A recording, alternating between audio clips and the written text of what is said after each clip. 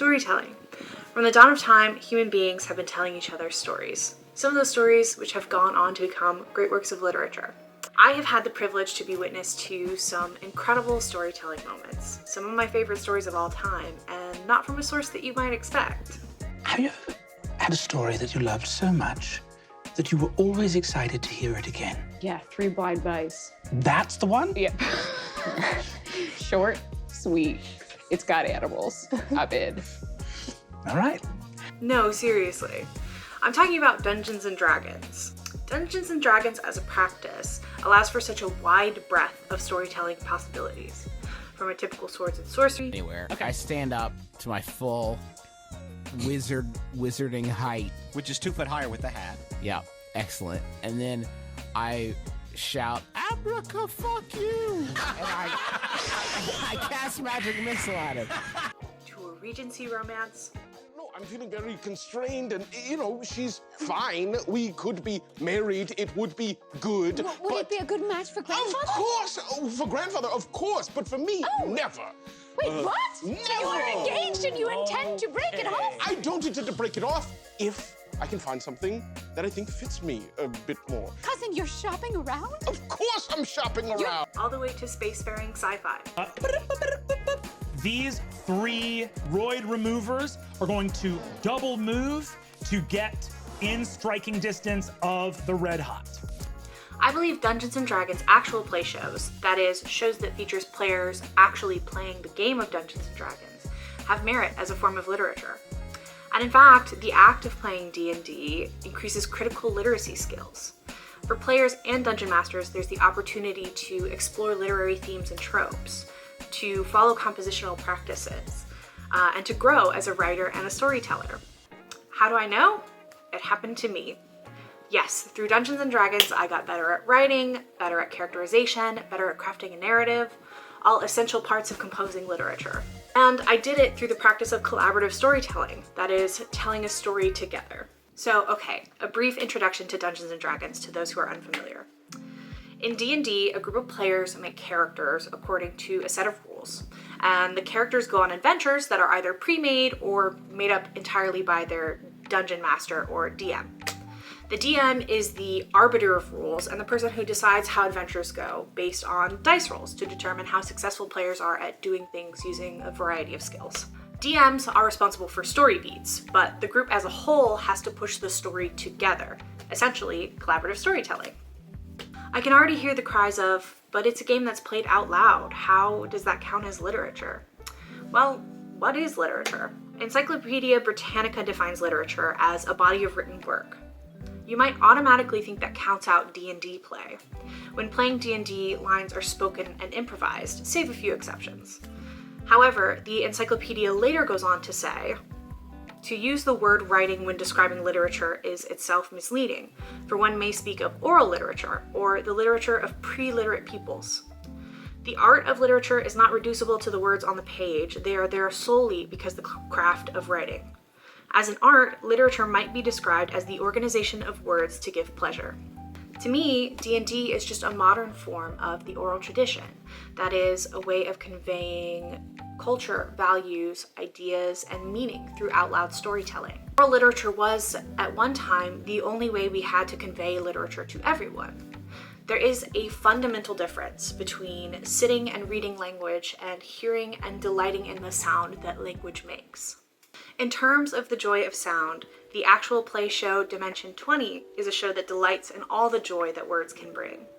At its core, the Dimension 20 brand of D&D actual play is comedic. The cast of Dimension 20 are improv comedians, and so their job is to make you laugh. But in telling the stories that they tell with comedic sensibilities, they're able to create narratives that span the breadth of the human experience. And they're able to do this in multiple genres with a variety of styles. D&D actual play is, at times, the purest form of composition, that is, the act of putting words together to tell a story or to create dialogue. I say pure because improvised lines aren't filtered. Players have to react to the situation that they're put in, and at times these improvisations bring out some exceedingly well-composed sentences. Take, for example, this line from Never After, the horror season of Dimension 20. Mother before, all of you immediately have the sensation that you are seeing something you absolutely should not see. The face of a divinity you don't worship. The fucking smile of a devil that you never believed in. Something horrifying appears before you. This season, which was fairy tale and folklore inspired, took classic fairy tale characters and twisted them. In this fairy tale, eldritch beings known only as authors wrote the reality around which these fairy tale characters orbited. Seeing beyond the veil to the reality of being a character in a story was something horrific, and it was something that the wicked stepmother lived through. The awareness of her reality turned her into a beast herself, something beyond understanding, described viscerally by Brennan Lee Mulligan as a divinity you don't worship and a devil you never believed in. All improvised as well. This, to me, is an example of Ursula K. Le Guin's writing gorgeously. In her book, Steering the Craft, a book about growing as a writer with structured activities, Le Guin describes the art of writing gorgeously. The sound of language is where it all begins. The test of a sentence is, does it sound right? The basic elements of language are physical. The noise words make, the sounds and silences that make the rhythms marking their relationship.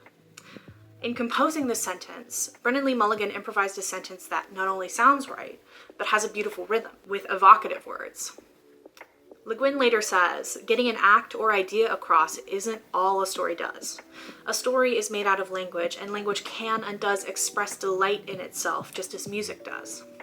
He got the idea of the character across in a way that sounded beautiful for the sake of sounding beautiful, and gave that sentence so much more meaning and impact.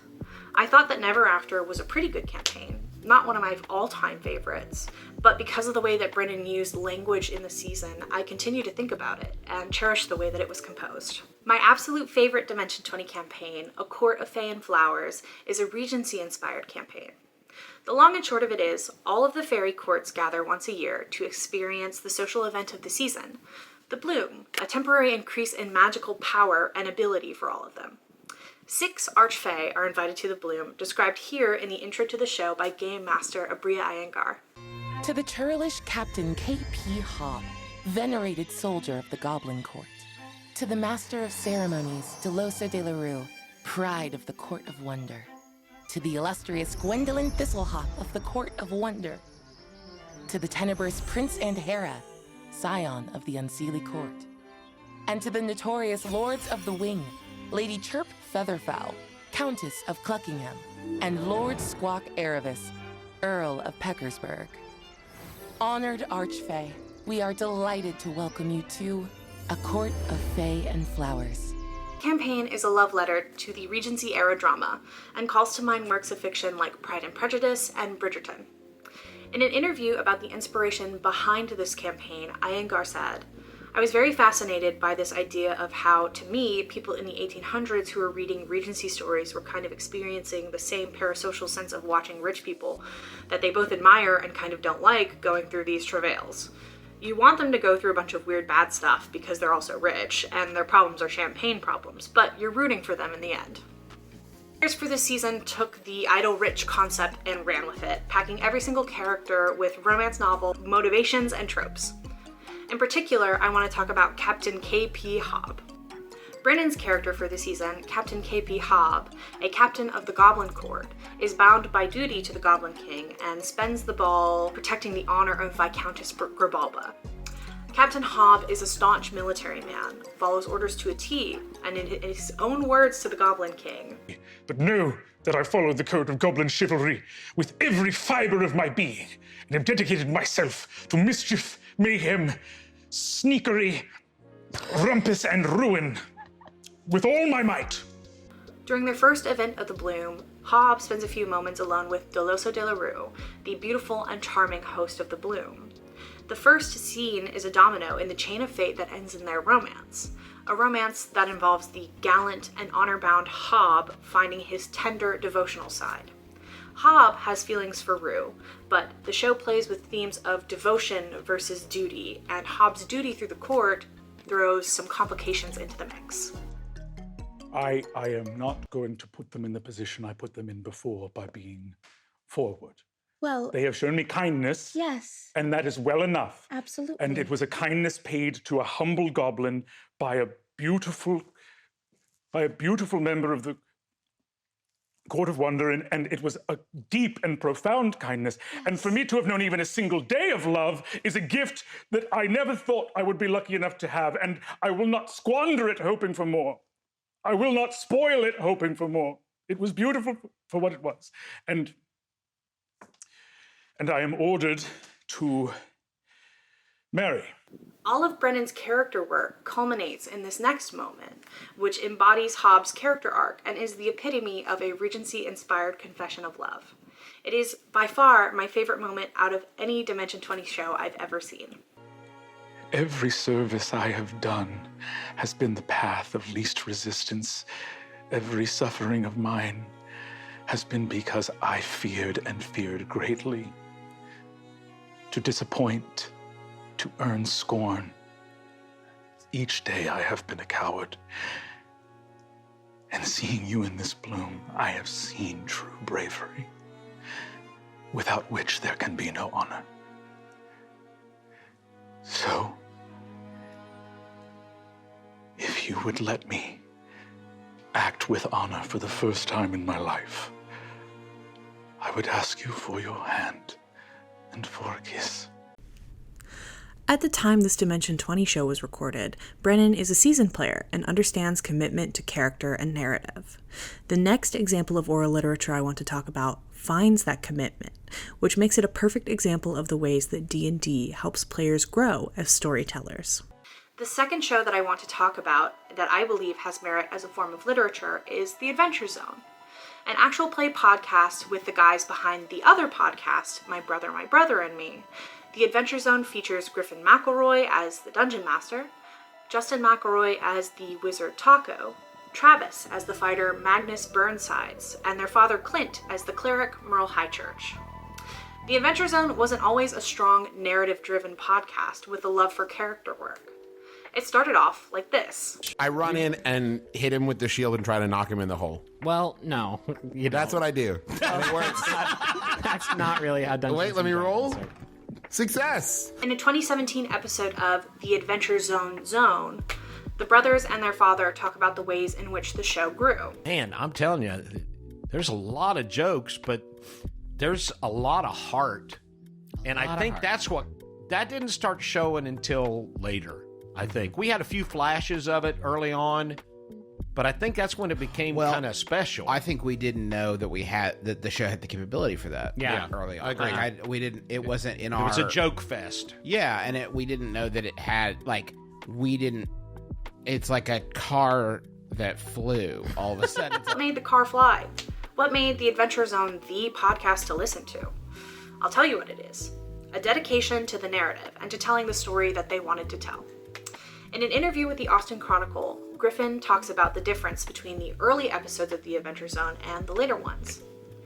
If you listen back to the first 5 or so episodes of The Adventure Zone, it's a lot of here's what a wizard can do, here's what a fighter can do, these are my stats, and then as it goes on, and this is one of the most interesting things about the podcast, we move pretty far away from that into the relationships characters are in, and what their backstories are, and what this drives from them. And you can hear that difference as you keep listening. You can hear them learn how to tell the story together. Take, for example, the character of Taco. In episode 8, Taco describes himself like this. Well, listen, I'm but a simple idiot wizard. Could you tell us a bit about your... Don't sell yourself short. No, he's not. It's very accurate. I appreciate it, but I am comfortable with where I'm at. I'm just standing in my truth here. Listen, could you tell us a bit about your organization before we just hand it over? It's really scary, and it makes ouchies. When you touch it, I mean ouchies. In episode 23, there's a marked difference in the way that Taco talks about himself. You know, not everything has to be a joke. Sometimes you can just be honest about your feelings, and that's how I see myself, you know? I may not be the most threatening silhouette, but I like to think of myself as somebody who can stand up for it. You know, it doesn't always have to be goof dildo machines over here, okay? I'm traveling around with the boner squad, and I never get to just say what I'm feeling. I have emotions. Cast calm emotion, quick. It's not all fuck you and what have you. I have a beating heart. I'm multi-dimensional. I'm a fully realized creation. Even in the delivery of this line, there's an element of comedy. The show is funny to its core, similarly to Dimension 20. But as the show goes on, the players and the DM let go of the fear of sincerely committing to their characters. Ultimately, this makes the story far more satisfying to see through to the end. The story of the Adventure Zone grew like a snowball rolling down a hill. It started small. 3 idiots find a magic item called a Grand Relic, which is capable of leveling a town, which led to them getting hired by the woman seeking those Grand Relics. They're sent on missions to retrieve them, and through the seeking, they find their own history, which has been erased from the world. Their story of triumph, of working to run from the world-ending force of the Hunger for a century, is shown to the universe. And the universe hears that story, and the power of that story turns the tides in the battle against the apocalypse. The Adventure Zone is nothing without the power of story, the power of narrative, and the ways in which hearing stories change us. And for many, the show was deeply effective. It's a huge part of why I'm so passionate about playing D&D today, and why I care so much about collaborative storytelling, why I care so much about the campaign I'm in and my character for it. So, let me tell you about Galatea Kane. All the way back in 2020, my friend Casey decided that she wanted to run a game. She created a little group consisting of 4 players, with herself as the DM. We ran a little mini adventure, and from there, Casey decided she wanted to run a full campaign. My character for this is a woman named Galatea Kane, who would not be the character she was without collaborative storytelling. Galatea started off as me wanting to explore some tropes. When I thought about the type of character that I wanted to play, I thought it'd be interesting to take the trope of the deadbeat dad and flip it on its head. Let's see a deadbeat mom. Let's see what would happen if a woman goes out for milk one day and never comes back, leaving behind her husband and child. Could I empathize with the mother who abandoned her own daughter? As a person who suffers from complex feelings about my own mother, Galatea Kane was the dead opposite of my typical character type, and so I thought it would be much more interesting to play her. For the mini-adventure, Galatea didn't have that much depth. Her character didn't really call for it. But for the main campaign, Casey and I went deep, and we fleshed out her backstory in a way that gave Galatea life. Here's where Gal's backstory went after a ton of work fleshing her out. At the age of 19, after marrying Pascal, a member of her original adventuring party, Galatea got pregnant. She had her kid really young and didn't realize she wasn't really mom material. Galatea, a seasoned and competent adventurer, gets hired by Iniji, another competent adventurer, after meeting her at a fair, while with Cassandra, her daughter. Gal tells Pascal and Cassandra that she's gonna really quick go do this adventure with Iniji and her cohort Ballard. It should be good money and she'll be back soon. At this point in time, her daughter Cassandra is 8 years old. But while Galatea is out, she feels the weight of every year spent balancing adventuring and being a mom. And for that matter, Galatea is bad at being a mom. In her own words, explaining to a fellow party member, Verl, "I was a miserable mess of a mother. I could never do it right. I was getting bitter and I was spending more and more time away, and I just knew that if I stayed, if I kept trying, I'd ruin it." And Pascal was so effortless. He always knew the right thing to say to her, and she wanted to be just like me, and I couldn't. I spent 8 years trying. And then one day I'm hired on for a job and I decide I'm never coming back. I write them letters, I try to explain, but I never came back, and it's the worst thing I've ever done. I wouldn't have any of this if I didn't have Casey encouraging me and writing stuff to make Galatea more interesting with me. Through collaborative storytelling, I was able to give Galatea friends, I was able to give her interests, and a whole life before the campaign started. As Casey said to me in 2022, "I didn't like Galatea much at first, but I really like her now. We've done so much work to give her way more dimension than she had in Tyrian Ford, our first adventure, and gave her interesting plot lines and relationships that I want to explore in game. I really like Galatea. I think she's a terrible woman and a miserable little meow meow, but she compels me so much." I want to say that I had a clear idea of what I wanted Galatea's character arc to be from the very beginning, but it took collaboration to get there. Now I get to explore the narrative satisfaction of a bad mother owning up to her actions, apologizing, growing as a person, and putting her own daughter first. This story is one that I feel like I never see, especially one that allows an older woman to be confident, to be sexy, to fail and to succeed, and all the stuff in between. Especially to wield a cool cane sword. I do also want to say just how much Casey and I love Galatea today. We speak regularly about how much we love her as a character, how devoted we are to seeing her character arc through, and how we are convinced we are the only people on Earth who could tell her story, which is correct. That's the joy of D&D. D&D allows me to tell a story I find satisfying and to get better at it through the retelling. It happened in the Adventure Zone, with the players finding their footing and seeing what happens with each roll of the dice. It happened in A Court of Fey and Flowers, with characters discovering their love through one another, through the narrative, through rumors and big dramatic standoffs and speeches. It happened because of oral literature, of telling stories together out loud. And this activity has real merit for literacy. The research done by Stephanie L.B. Kaler through the University of Northern Iowa, she studied the outcomes in 4 critical areas of literacy and how they were affected by tabletop role-playing games, such as Dungeons & Dragons.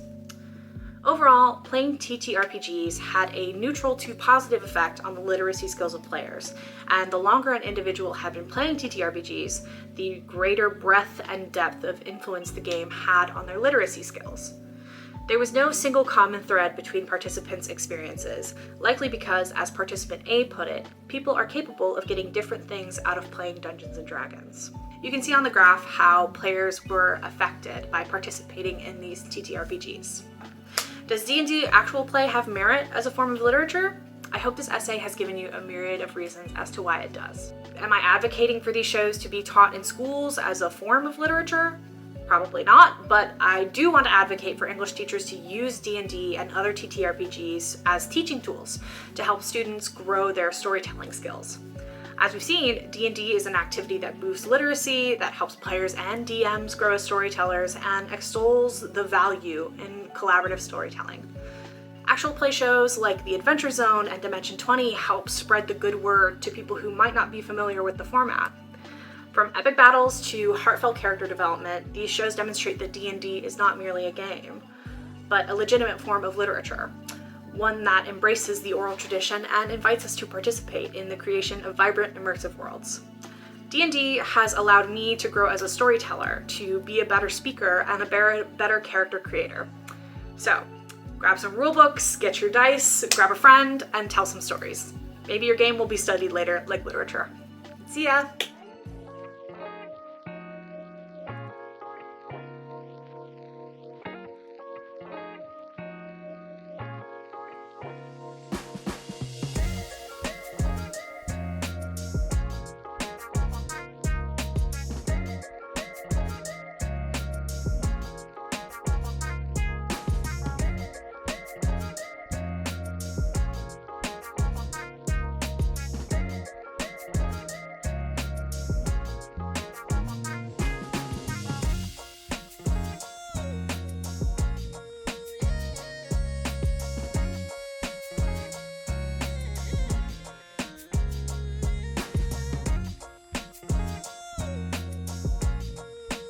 Hi, welcome to the special thanks. I wanted to specifically thank my partner, my girlfriend Ray, my DM Casey, my fellow player Kit, my friend Maddie, my dad, my little sister, Arizona State University, and you for watching.